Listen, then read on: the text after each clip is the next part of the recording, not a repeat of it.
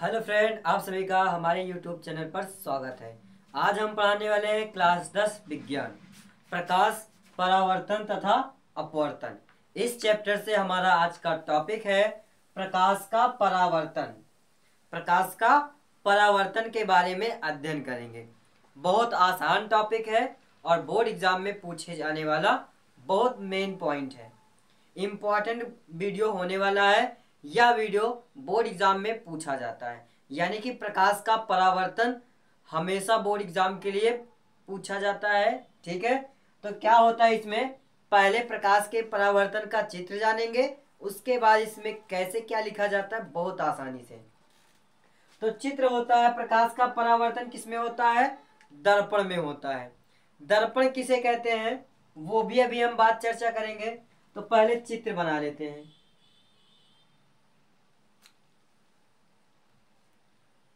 ये क्या है, समतल समतल कांच के दर्पण।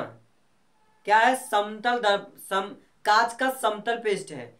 इस कांच के समतल पृष्ठ के एक परत पर, यानी कि एक पृष्ठ पर चांदी की पॉलिश या कलई कर दिया जाए तो उसे क्या कहेंगे, दर्पण कहेंगे। यदि किसी समतल कांच के एक पृष्ठ पर क्या कर दें, चांदी की पॉलिश या कलई कर दिया जाए, ये क्या है आपका कांच का समतल है। यदि किसी कांच के समतल पृष्ठ के एक भाग पर क्या कर दें, चांदी की पॉलिश कर दें या कलई कर दें, तो इसे क्या कहेंगे, समतल दर्पण कहेंगे।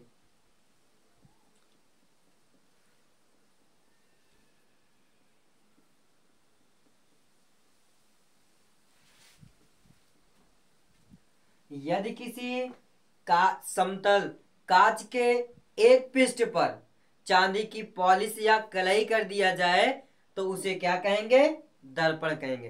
पहले हमने क्या लिया, एक समतल कांच का समतल पृष्ठ लिया और उसके एक पृष्ठ पर चांदी की पॉलिश या कलई कर दिया, तो ऐसे बने वस्तु को समतल दर्पण कहते हैं। क्या कहेंगे, यदि किसी कांच के समतल कांच के एक पृष्ठ पर चांदी की पॉलिश कर दिया जाए या कलई कर दिया जाए तो उसे समतल दर्पण कहते हैं। अब पढ़ना क्या है, प्रकाश का परावर्तन।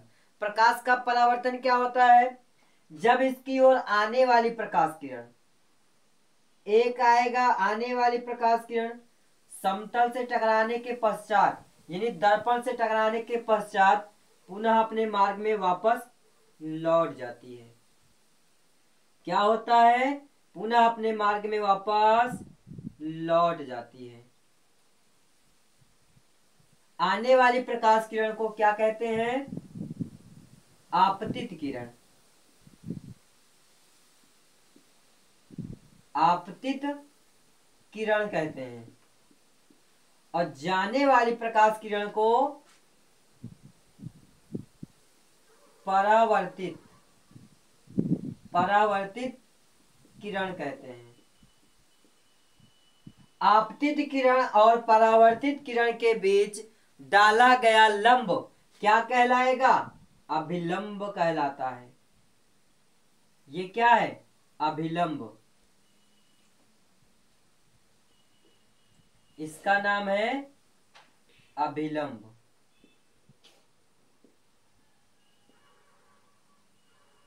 ठीक, इतनी बात जान गए।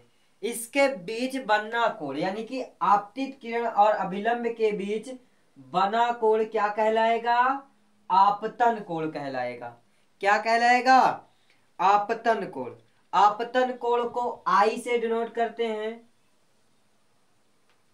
और परावर्तित किरण तथा अभिलंब के बीच बना कोण परावर्तन कोण कहते हैं, इसे आर से प्रदर्शित करते हैं। ठीक है, तो चलिए पहले हम जानते हैं प्रकाश के परावर्तन की परिभाषा। प्रकाश के परावर्तन की परिभाषा जानेंगे, उसके बाद जानेंगे आपतित किरण, फिर जानेंगे परावर्तित किरण, फिर जानेंगे अभिलंब, फिर जानेंगे आपतन कोण और फिर जानेंगे परावर्तन कोण, फिर उसके बाद जानेंगे परावर्तन, प्रकाश के परावर्तन का नियम। सबको एक एक पॉइंट से जानेंगे आसानी से। देखिए इसकी परिभाषा क्या लिखेंगे हम, बहुत ही आसान है। ये क्या है, हमारा दर्पण है। कौन सा दर्पण है, समतल। कैसा दर्पण है ये, समतल दर्पण।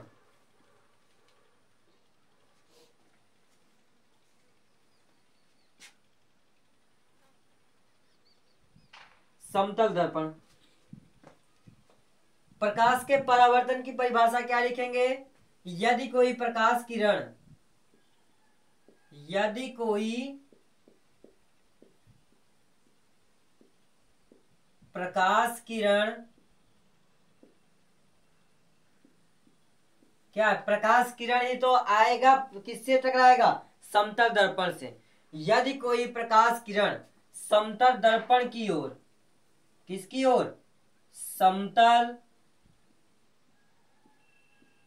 दर्पण की ओर आती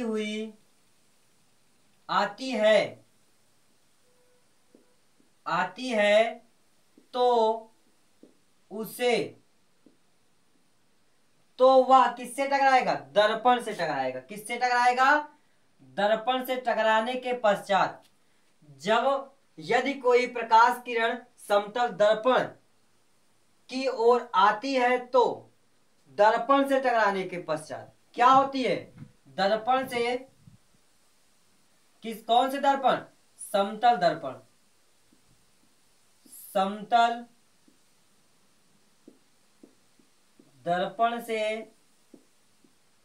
टकराने के पश्चात, टकराने के पश्चात वह अपने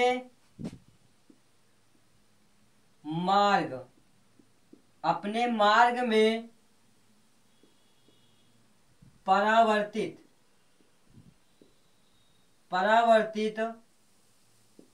हो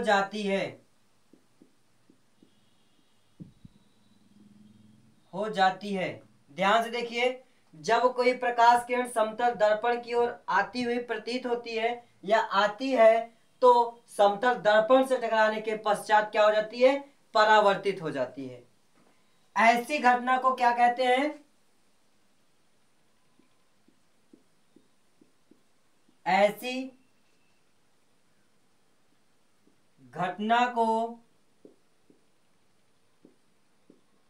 प्रकाश का परावर्तन कहते हैं। ठीक, अपनी भाषा में लिखना है चित्र को समझ करके, तो आप अपनी भाषा में चित्र को समझकर लिख सकते हैं। चित्र समझिए क्या है, जब कोई प्रकाश किरण समतल दर्पण से टकराती है तो उसका परावर्तन हो जाता है, ऐसी घटना को ही प्रकाश का परावर्तन कहते हैं। क्या है, देखिए प्रकाश किरण क्या आ रही है, आपतित प्रकाश किरण। जब कोई प्रकाश किरण समतल दर्पण की ओर आती है और टकराने के पश्चात उसका परावर्तन हो जाता है, तो ऐसी घटना को ही प्रकाश का परावर्तन कहते हैं। अब आगे पॉइंट क्या होता है, आगे पॉइंट जानेंगे किसके बारे में, आपतित किरण। इसे क्या कहेंगे, जब समतल दर्पण की ओर आने वाली प्रकाश किरण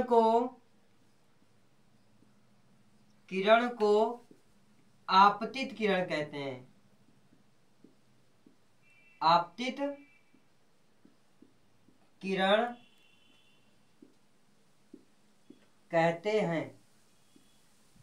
क्या है, ध्यान से देखिए, जब समतल दर्पण की ओर आने वाली प्रकाश किरण को आपतित किरण कहते हैं, क्योंकि ये समतल दर्पण है, अब इसी की ओर आ रही है ना, आने वाली प्रकाश किरण को आपतित किरण कहते हैं। किसकी ओर आ रही है, समतल दर्पण की ओर। जब समतल दर्पण की ओर आने वाली प्रकाश किरण को आपतित किरण कहते हैं।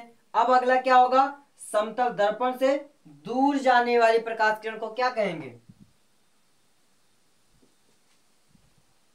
समतल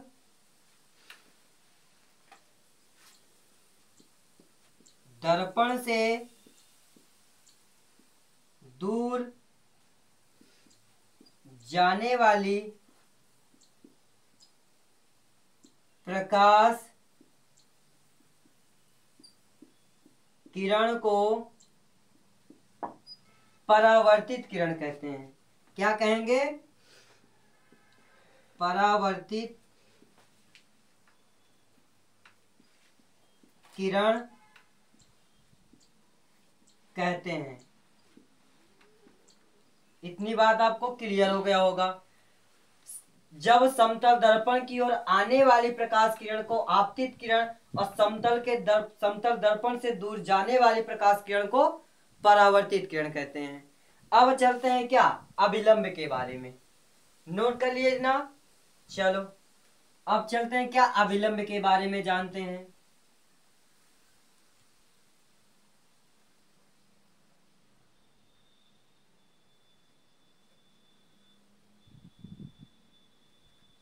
अभिलंब किसे कहते हैं, आपतित किरण तथा परावर्तित किरण के बीच डाला गया लंब अभिलंब कहलाता है। इसे ऐसे ही समझ लो, ज्यादा नहीं है, बहुत छोटा सा है। आपतित किरण और परावर्तित किरण के बीच जो डाला गया लंब है, इसी को क्या कहते हैं, अभिलंब कहते हैं। अब क्या है, आई क्या है, यहाँ पे आपतन कोण है। आई क्या है हमारा, यानी आपतन कोण को आई से डिनोट करते हैं। आपतन कोण, आपतन कोण क्या है, आई है। परावर्तन कोण को आर से, आपतन कोण को आई से, परावर्तन कोण को आर से। अब आपतन कोण किसे कहते हैं, देखिए किसके बीच बना है, आपतित किरण और अभिलंब के बीच। आपतित किरण और अभिलंब के बीच बना कोण क्या कहलाएगा, आपतन कोण कहलाएगा। आपतन कोण कहलाएगा, ठीक। अब आपतित किरण और अभिलंब के बीच बने कोण को आपतन कोण कहते हैं। अगला क्या है, परावर्तित किरण, परावर्तित किरण तथा अभिलंब के बीच बने कोण को परावर्तन कोण कहते हैं। क्लियर हो गया, परावर्तित किरण तथा अभिलंब के बीच बने कोण को परावर्तन कोण कहते हैं। आपतित किरण और अभिलंब के बीच बने कोण को आपतन कोण कहते हैं। अब आते हैं इसके नियम पे, प्रकाश के परावर्तन का नियम जानेंगे। प्रकाश के परावर्तन का नियम होता है,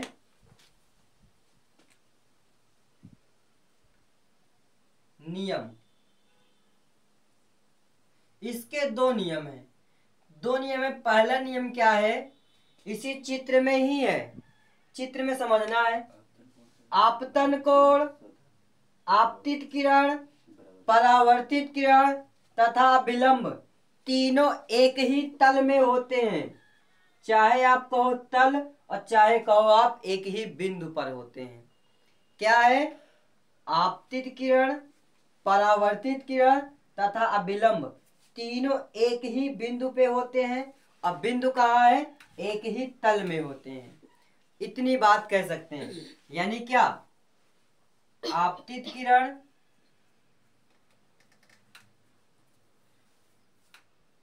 आपतित किरण, उसके बाद परावर्तित किरण, परावर्तित किरण तथा अभिलंब अभिलंब, तीनों कहाँ होते हैं? तीनों एक ही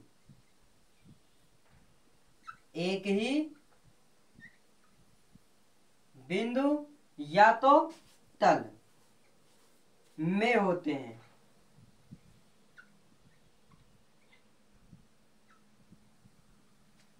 आपतित किरण, परावर्तित किरण तथा अभिलंब तीनों एक ही बिंदु या तल में होते हैं, जो हमारा पहला नियम हो गया। दूसरा नियम क्या है? आपतन कोण और परावर्तन कोण दोनों बराबर होते हैं। कैसे होते हैं? कोण आई बराबर कोण आर। आपतन कोण और परावर्तन कोण दोनों कैसे होंगे? बराबर होंगे।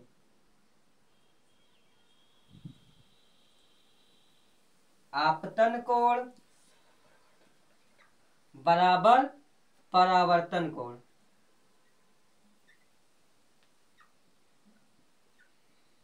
दोनों क्या होंगे? एक दूसरे के बराबर होंगे। आपतन कोण और परावर्तन कोण दोनों कैसे होंगे? बराबर होंगे। यही दो नियम है प्रकाश के परावर्तन का नियम में। एक बार फिर से पुनः रिपीट करते हैं। दर्पण की ओर आने वाली प्रकाश किरण जब समतल दर्पण से टकराता है तो उसका परावर्तन हो जाता है, या तो कह सकते हैं अपने मार्ग में पुनः वापस लौट जाती है। जब कोई प्रकाश किरण समतल दर्पण से टकराती है तो वह पुनः अपने मार्ग में वापस लौट जाती है। इस घटना को ही प्रकाश का परावर्तन कहते हैं। या तो फिर आप क्या कह सकते हो? जब आपतित किरण या तो कोई भी प्रकाश किरण, जब कोई प्रकाश किरण समतल दर्पण से टकराती है तो उसका परावर्तन हो जाता है। क्या? जब कोई प्रकाश किरण समतल दर्पण से टकराता है तो उसका परावर्तन हो जाता है। ऐसी घटना को प्रकाश का परावर्तन कहते हैं। अब क्या है? दर्पण, समतल दर्पण की ओर आने वाली प्रकाश किरण को आपतित किरण कहते हैं।